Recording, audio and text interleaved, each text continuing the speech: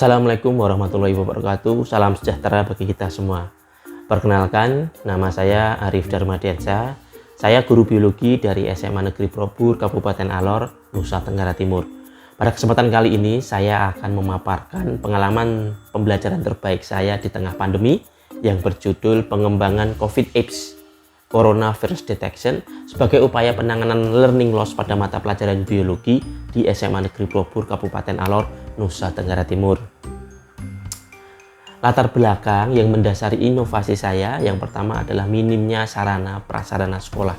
SMA Probur terletak di daerah 3T, terdepan, terluar, dan tertinggal karena berbatasan langsung dengan negara tetangga Timor Leste. Jarak sekolah kami menuju kabupaten sekitar 75 km. Kami belum memiliki sarana listrik, telepon, bahkan jaringan internet. Pada bulan Juli 2021, COVID meledak dengan varian Delta. Di Kabupaten Alor, jumlah pasien COVID positif meningkat secara tajam. Korban meninggal bertambah. Aktivitas warga akhirnya dibatasi dan sekolah ditutup. Pembelajaran harus dilaksanakan secara daring ataupun online. Padahal sekolah kami, SMA Probur, belum memiliki fasilitas untuk melakukan itu. Akhirnya pembelajaran dilakukan dengan seadanya dan sebisanya. Kebanyakan guru fotokopi bahan ajar, kemudian dibagikan ke siswa untuk dijadikan sumber belajar mereka di rumah. Saat observasi dan pengamatan, ternyata 60% siswa SMA Probur memiliki smartphone ataupun HP yang berbasis Android. Hal ini tentunya dapat menjadi potensi sumber belajar mereka selama pandemi. Dari hal itu, saya mencoba untuk berinovasi, membuat media berbasis Android yang dapat digunakan dan diinstal secara offline. Saya namakan COVID Apps. COVID Apps berisi tentang materi, tugas, kuis, bahkan latihan soal berupa teks, video, gambar, bahkan animasi. Pembelajaran akan lebih menyenangkan dibandingkan pembelajaran konvensional dan yang monoton tadi. Mereka dapat belajar di mana saja dan kapan saja. Pada tahap implementasi, saya membaginya menjadi 3 tahapan. Yang pertama, perencanaan pembelajaran, pelaksanaan, dan tindak lanjut serta hasil. Pada tahap perencanaan, yang pertama tentunya saya mengembangkan media COVID Apps terlebih dahulu.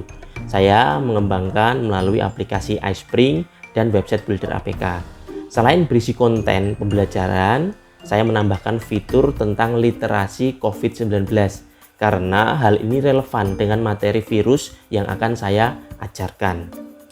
Salah satu fiturnya adalah pendeteksi virus corona, di mana fitur ini berfungsi untuk mengetahui seberapa besar seseorang dapat terpapar virus corona, persentasenya berapa persen begitu.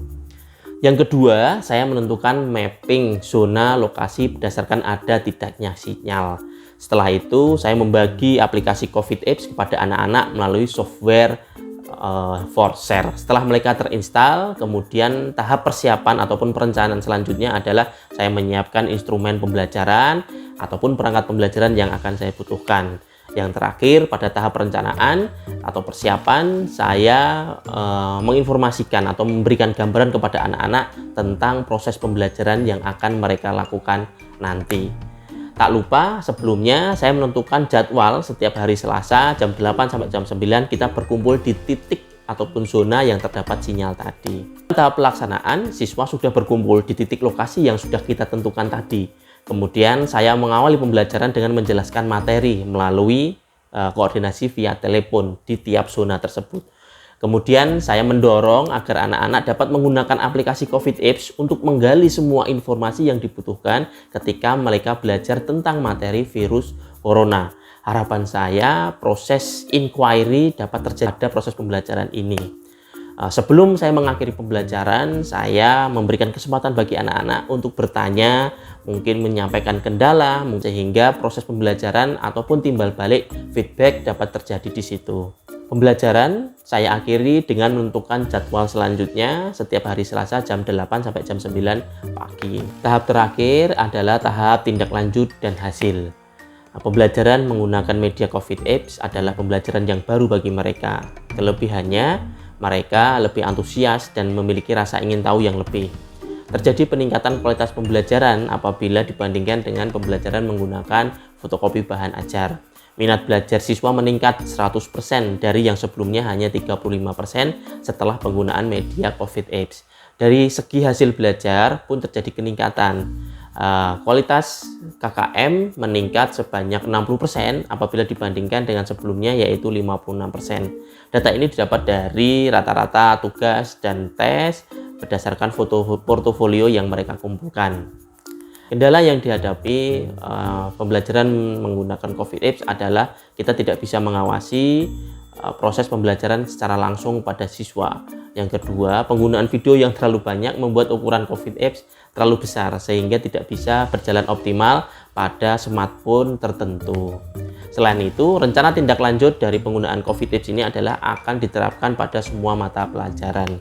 Kesimpulan dari pengalaman terbaik saya adalah media COVID Apps dapat mengatasi learning loss pada mata pelajaran biologi di SMA Negeri Probur, Kabupaten Alor, Nusa Tenggara Timur, serta terjadi peningkatan kualitas pembelajaran setelah menggunakan media COVID Apps. Demikian presentasi dari saya. Terima kasih dan mohon maaf apabila ada kesalahan. Semoga bermanfaat. Assalamualaikum warahmatullahi wabarakatuh.